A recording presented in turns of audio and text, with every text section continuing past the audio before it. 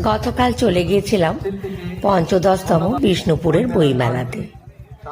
তো প্রথমে গিয়েই প্রত্যেকটা বইয়ের স্টল আগে ভালো করে ঘুরে ঘুরে দেখে নিয়েছি।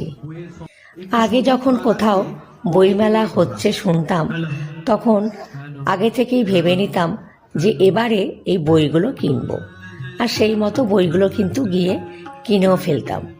তারপরে মেয়ে যখন একটু ছোট ছিল, তখনও ওর জন্য অনেক রকমের বই কিনে দিয়েছি।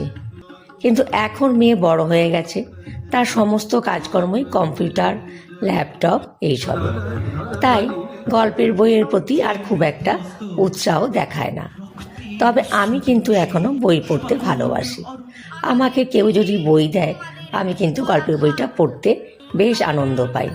যদিও কাজের চাপে হয়তো সময় পাই না, কিন্তু বইয়ের প্রতি আমার একটা বইয়ের পড়ার প্রতি আমার একটা কিন্তু আসক্তি আছে।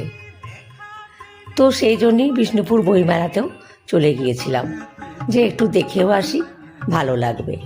আর দেখো এই ভদ্রলোকের কি সুন্দর একটা স্কেচ বানিয়েছে। আর তারপরে তো এখন যে কোনো মেলাতেই বিভিন্ন ধরনের সাংস্কৃতিক অনুষ্ঠান হয়। ছোট ছোট বাচ্চা ছেলে মেয়েগুলো কি সুন্দর পারফরমেন্স করলো। সত্যি মন্ত্রমুগ্ধ হয়ে গিয়েছিলাম ওদের এই নাচের অনুষ্ঠান দেখে। খুব ভালো লাগছিল, কিন্তু সময়টা যেন কিভাবে কেটে গেল। এছাড়াও তো কবিতা, গান এসবও হয়েছে। তারপরে ঠান্ডায় বসে থাকতে থাকতে একটু পাঁপড় ভাজা খেলাম, তার সাথে খেলাম কফিও। মাঠ কিন্তু ক্রমশ ফাঁকা হয়ে যাচ্ছে। একটা আবৃত্তির অনুষ্ঠান তখনও চলছে।